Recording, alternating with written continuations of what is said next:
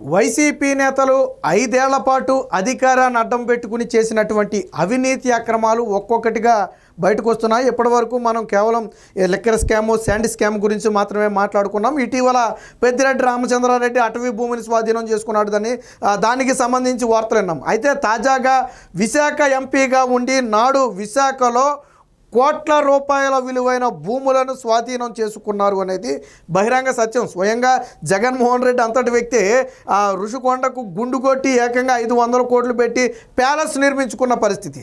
ముఖ్యమంత్రి ఆ రోజుల్లో ఆ స్థాయిలో నిర్మించుకున్నాడంటే మరి ఇక మిగతా వాళ్ళు ఏ స్థాయిలో దోచుకుని ఉంటారో మీరు అందరూ అర్థం చేసుకోవచ్చు. సో హైగ్రీవ భూముల సంబంధించి గతం నుంచి కూడా కేసు నడుస్తుంది, మనందరికీ తెలుసు. గత ఏడాదే ఎన్ఫోర్స్మెంట్ డైరెక్టరేట్ ఆ ఎంవివి సత్యనారాయణ ఇంట్లో సోదాలు కూడా నిర్వహించడం జరిగింది. పలు డాక్యుమెంట్లను కూడా స్వాధీనం చేసుకోవడం జరిగింది. సో దానికి సంబంధించి ఇప్పుడు సత్యనారాయణకు సంబంధించిన దాదాపుగా 42 కోట్ల రూపాయల ఆస్తులను అయితే ఈడీ జప్తు చేసినట్టుగా నిన్న అధికారికంగా ప్రకటించింది. సో వాస్తవానికి ఎంవివి సత్యనారాయణ గతంలో హైగ్రీవ యజమాని ఇచ్చినటువంటి ఫిర్యాదు మేరకు కేసులో ఇరుక్కోవడం జరిగింది. ఏంటంటే అప్పట్లో అనాథాశ్రమాలు, వృద్ధాశ్రమాలు కట్టడం కోసం ప్రభుత్వం నుంచి కొంత భూమి తీసుకున్నారు. మేబీ 2010 సమయంలో అప్పట్లోనే 5.5 కోట్లు ప్రభుత్వానికి చెల్లించి ఆ భూమి అయితే తీసుకోవడం జరిగింది.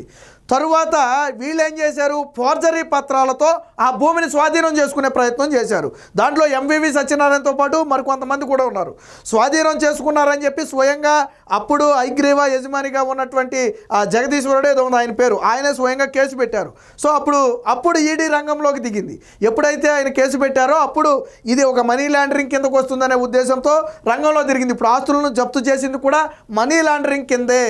ప్రభుత్వం నుంచి ఒక ఉద్దేశంతో భూమిని తీసుకున్నందుకు ఆ భూమిని కబ్జా చేయటమే కాకుండా, ఫోర్జరీ పత్రాలు సృష్టించి కబ్జా చేయడమే కాకుండా దానిని మరికొంతమందికి అమ్మటం కూడా జరిగింది. అలాగా మొత్తంగా ఎంవివి సత్యనారాయణతో పాటు మరొక ముగ్గురు, మొత్తంగా నలుగురికి దాదాపుగా 90 కోట్ల రూపాయల లబ్ధి చేకూరింది అనేది ప్రధానంగా వచ్చినటువంటి ఆరోపణ. సో ఒకటైతే ధృవీకరించారు, ఫోర్జరీ పత్రాలతో ఆ భూమిని స్వాధీనం చేసుకున్నమాట వాస్తవం. అసలు అవసరాల కోసం, వేరే అవసరాల కోసం తీసుకున్న భూమిని వీళ్ళు స్వాధీనం చేసుకోవడంతో పాటు దాన్ని, ఇప్పుడు భూమి రేట్ అనేది పెరుగుద్ది కదండి. ఆయన తీసుకున్నప్పుడు 5.5 కోట్లుగా 6 కోట్లుగా ప్రభుత్వం నుంచి తీసుకున్నాడు. బట్ పోనీ ఆయన తీసుకునేటప్పుడు అది మార్కెట్ విలువ ఒక 20 కోట్లు 30 కోట్లు ఉండి ఉంటుంది. తర్వాత మార్కెట్ విలువ అనేది ఏమవుతుంది, పెరుగుతూ ఉంటుంది. మొత్తంగా 12 ఎకరాలు, అది 12 ఎకరాల చిల్లర, మొత్తంగా మార్కెట్ విలువ అనేది పెరుగుతూ ఉంటుంది. అలాగా మొత్తంగా 8 మంది చేతులు మారింది అది. సో దానివల్ల అసలు వ్యక్తి ఏమో హైగ్రీవ యజమాని తీసుకుంది, బట్ లబ్ధి మాత్రం ఎవరు పొందారు, ఎంవివి సత్యనారాయణతో పాటు మరి కొంతమంది పొందారు. వీళ్ళందరూ ఫోర్జరీ పత్రాలతో వాటిని స్వాధీనం చేసుకున్నారు. పైగా అధికారాన్ని అడ్డం పెట్టుకుని దాని మీద ఎప్పటి వరకు ఎటువంటి విచారణలు లేకుండా, ఎటువంటి కేసులు లేకుండా తప్పించుకుని తిరిగే ప్రయత్నం చేశారు. బట్ ఎన్ఫోర్స్మెంట్ డైరెక్టరేట్ ఎప్పుడైతే రంగంలోకి దిగిందో అప్పుడు వీళ్ళ బండారాలు అయితే బయటపడటం జరిగింది. అందులో భాగంగానే నిన్న ఎంవివి సత్యనారాయణకి సంబంధించిన ఆస్తులను కూడా జప్తు చేసినట్టుగా తెలిసింది. దాంతోపాటు మరి కొంతమంది ఆస్తులు కూడా ఉన్నట్టున్నాయి. దీనికి సంబంధించి పూర్తి సమాచారాలు ఇంకా ఎన్ఫోర్స్మెంట్ డైరెక్టరేట్ అయితే వెల్లడించాల్సి ఉంది. ఏది ఏమైనా దీనికి సంబంధించి ఒక వైసీపీ నేత నోరు మీద పట్ల నిన్న మొన్నటి వరకు జగన్మోహన్ రెడ్డి ఏమన్నాడు, అసలు ఆ విశాఖను మేము రాజధాని చేస్తామన్నాడు. విశాఖను రాజధాని చేయడం అంటే ఏంటి, భూములు కబ్జా చేయటమా? పోనీ చంద్రబాబు నాయుడు ఏదైనా అరెస్ట్ చేపిస్తే ఇదేదో రాజకీయ కక్షను కొట్టుపాడేయచ్చు. ఆల్రెడీ మీరు పవర్లో ఉన్నప్పుడే ఎన్ఫోర్స్మెంట్ డైరెక్టరేట్ రంగంలో దిగింది ఈ కేసులో. కాబట్టి ఇదేమి రాష్ట్ర ప్రభుత్వ కక్ష అని కూడా జగన్మోహన్ రెడ్డి చెప్పలేడు. పాపం అందుకే కావచ్చు నోరు మీద పట్ల. లేకపోతే చంద్రబాబు నాయుడు రాజకీయ కక్ష ఇదని చెప్పి రోడ్డుకి ఎక్కేవాళ్ళు ఈ పార్టీకి అందరూ. ఎవడో ఒక్కడు కూడా, వైసీపీ నేత ఒక్కడు కూడా నోరు మీద పట్ల. ఎందుకంటే అక్కడ రంగంలో దిగింది ఎన్ఫోర్స్మెంట్ డైరెక్టరేట్. కేసు అనేది జగన్మోహన్ రెడ్డి ఉన్నప్పటి నుంచి కూడా కేసు నడుస్తుంది. సరే, అప్పుడంటే ఏదో కాపాడుకుంటూ వచ్చారు, బట్ ఇప్పుడు అడ్డంగా దొరికిపోయారు. దీనికి సంబంధించిన వార్త అయితే వచ్చింది, ఒకసారి చూద్దాం.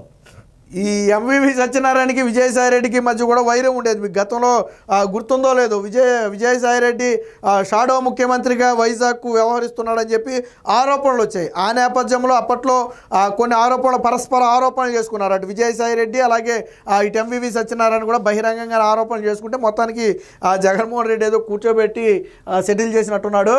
హైగ్రీవ కేసులో కదిలిన డొంక, మాజీ ఎంపీ ఎంవివి ఆస్తులు జప్తు చేసిన ఈడీ వృద్ధాశ్రమం కోసం కొన్న సర్కారు భూమిని నకిలీ డాక్యుమెంట్లతో లాక్కున్న ఎంవివి నిందా చెప్పింది అదే. జగదీశ్వరుడు అనే ఒక వ్యక్తి వృద్ధాశ్రమం నిర్మించడానికి 12.5 ఎకరాలు కొంటే దాన్ని తప్పుడు డాక్యుమెంట్లతో లాక్కున్న వ్యక్తి ఈ ఎంపీ. వీళ్ళందరూ రాజకీయాల్లో పెద్ద మనుషులుగా చలామణి అవ్వటం, వీళ్ళు ఏదో దేశాన్ని, రాష్ట్రాన్ని, ప్రజల్ని ఉద్ధరిస్తామని చెప్పి సూక్తులు చెప్పటం. అసలు వైజాగ్లో ఇసుమంత పని కూడా చేయలే. ప్రజలు అందుకే తీర్పిచ్చారనుకుంటే అది వేరే విషయం. కాకపోతే రాజకీయ నాయకుడు అని చెప్పుకుంటే కనీసం ఉండాలా. రేపటి రోజున నువ్వేం చేసావయ్యా అంటే ఇదిగో నేను ఇది చేశానని చెప్పుకోవడానికి ఉండాలా. అవినీతి అక్రమాలు తప్ప వైసీపీ నేతలు చేసిన ఏమీ కనపట్ల. ఆ ప్రభుత్వ భూమి సొంత అవసరాలకు, తద్వారా ఆయనకు మరో ముగ్గురికి మొత్తంగా 87.64 కోట్లు ఇందాకదే చెప్పింది. దాదాపుగా 90 కోట్ల రూపాయలు లబ్ధి చేకూరింది. ప్లస్ భూమిని సొంత అవసరాలకు వాడేసుకున్నారు. వాస్తవానికి మనం ఏ అవసరం కోసం ప్రభుత్వం నుంచి తీసుకున్నామో నిర్ణీత కాల వ్యవధిలోపు ఆ అవసరం కోసం, ఫర్ ఎగ్జాంపుల్ వృద్ధాశ్రమాలు అలాగే అనాథాశ్రమాలు నిర్మించడం కోసం తీసుకున్న భూమి అది.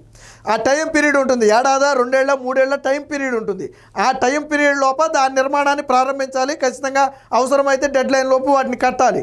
అలా కాకుండా తీసుకుని ఏళ్ల తరబడి వాటిని బీడు భూములుగా చెట్టేసి వీళ్ళ ఆధీనంలో పెట్టుకోవడం కానీ, లేదా వీళ్ళు వేరొకరికి దానికి అమ్మే ప్రయత్నం చేయడం కానీ ఖచ్చితంగా నేరమే. సో ఇక్కడ జరిగింది ఏంటి? ఒకటి, వృద్ధాశ్రమాలు రాలేదు, సరే నిర్మాణంలో ఆగిపోయి ఉండొచ్చు. రెండోది ఏం చేశారు? వీరు దీన్ని 10 మందికి అమ్మేశారు. మళ్ళీ అసలు ఇచ్చింది వీళ్ళకే, వీళ్ళు ఇంకా కొంతమందికి అమ్మేసి అసలు ప్రభుత్వానికి ఇచ్చింది 5 కోట్లు, వీళ్ళు మాత్రం 90 కోట్లు లబ్ధి పొందారు. సో కాబట్టే ఇది ఖచ్చితంగా ఎందుకు మనీ లాండరింగ్ కింద అయ్యింది అంటే ఇది ఆ చట్టం కింద నేరం ఇది. కాబట్టి మనీ లాండరింగ్ కేసు కింద వారి ఆస్తులు జప్తు చేశారు. గత ఏడాది కేసు పెట్టిన హైగ్రీవా యజమాని దర్యాప్తు చేపట్టిన ఎన్ఫోర్స్మెంట్ డైరెక్టరేట్ ఎంవివి ఇల్లు, కార్యాలయంలో సోదాలు, కీలక పత్రాల ఆధారంగానే ఇప్పుడు చర్యలని చెప్పి తేలింది. తీగలాగితే డొంక కదిలినట్టుగా హైగ్రీవా ఫార్మ్ అండ్ డెవలపర్స్ కేసులో కీలక వివరాలు వెలుగు చూశాయి. దీంతో ఈ సంస్థకు చెందిన మొత్తంగా 44.75 కోట్ల రూపాయల ఆస్తులనైతే ఎన్ఫోర్స్మెంట్ డైరెక్టరేట్ జప్తు చేసినట్టుగా ప్రకటించింది. ఇందులో వైసీపీ నేత, విశాఖపట్నం మాజీ ఎంపీ ఎంవివి సత్యనారాయణకి చెందిన ఆస్తులు కూడా ఉండటం గమనార్హం. ఇదిగోండి, వృద్ధులు, అనాథలకు ఆశ్రమాలు నిర్మించేందుకు ప్రభుత్వం నుంచి తాను ఎండాడలో కొనుగోలు చేసిన మొత్తంగా 12.51 ఎకరాలను గద్దె బ్రహ్మాజీ, జి వెంకటేశ్వరరావు, ఎంవివి సత్యనారాయణ సంతకాలు ఫోర్జరీ చేసి నకిలీ డాక్యుమెంట్లతో స్వాధీనం చేసుకున్నారని ఎంవివితో పాటు మరికొంతమంది మీద ఆ రోజుల్లోనే హైగ్రీవా ఫార్మ్ అండ్ డెవలపర్స్ యజమాని చిలుకూరి జగదీశ్వరుడు విశాఖలోని అరవలోవ పోలీస్ స్టేషన్లో కేసు అయితే పెట్టడం జరిగింది. సో ఎప్పుడైతే ఎంవివితో పాటు మరికొంతమంది మీద తప్పుడు డాక్యుమెంట్లతో వీటిని లాక్కున్నారు అని కేసు పెట్టారో అప్పుడు ఎన్ఫోర్స్మెంట్ అయితే రంగంలోకి దిగింది. గత ఏడాది అక్టోబర్లోనే వారి ఇళ్లలో అయితే కొన్ని పత్రాలు స్వాధీనం చేసుకున్నారు. వాటి మొత్తాన్ని కూడా అంటే దొరికిన పత్రాలకు, ఆధారాలకు సరిపోతుందా లేదా అనేది తేల్చుకున్న తర్వాత ఇది ఖచ్చితంగా ఫోర్జరీ సంతకాలతో వీళ్ళు స్వాధీనం చేసుకున్నదే, ఇది మనీ లాండరింగ్ చట్టం కిందకు వస్తుంది అని నిర్ధారించుకున్న తర్వాత ఇప్పుడు ఎన్ఫోర్స్మెంట్ డైరెక్టరేట్ అయితే ఆస్తులను అయితే స్వాధీనం చేసుకుంది. ఇక జగదీశ్వరుడు అనే వ్యక్తి 2010లో 5.63 కోట్ల రూపాయలతో ఈ 12 ఎకరాలు కొనుగోలు చేశాడు. కొన్నప్పుడు దాని మార్కెట్ విలువ మొత్తం 30 కోట్లుగా ఉంటుంది.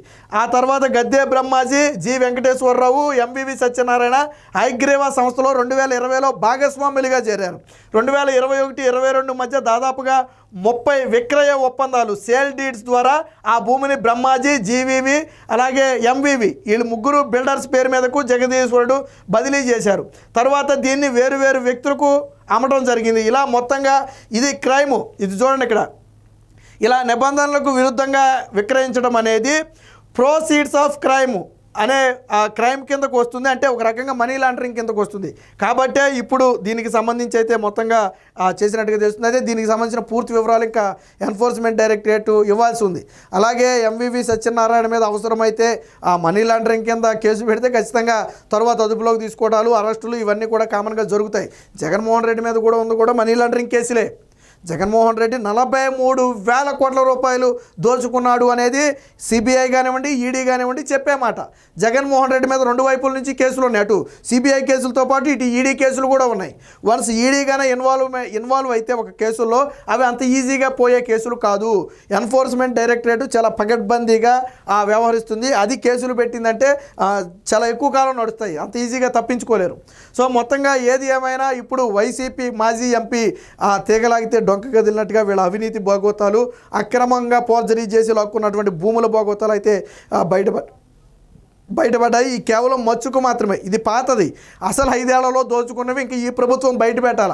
విశాఖలో ఎన్ని వందల ఎకరాల భూమిని స్వాధీనం చేసుకున్నారు, ఎంతమందిని బెదిరించి భయపెట్టి స్వాధీనం చేసుకున్నారు అనేది కూటమి ప్రభుత్వం త్వరలోనే బయట పెట్టబోతుంది. దీనికి సంబంధించి గతంలో కూడా చంద్రబాబు గారు కూడా చెప్పడం జరిగింది. విశాఖలో జరిగిన అరాచకాలు మొత్తాన్ని కూడా బయట పెడతామని చెప్పారు. ఏది ఏమైనా మొత్తంగా ఇప్పుడు ఎంవివి సత్యనారాయణ మేడకు ఈడీ అయితే ఉచ్చు బిగించిందని చెప్పొచ్చు.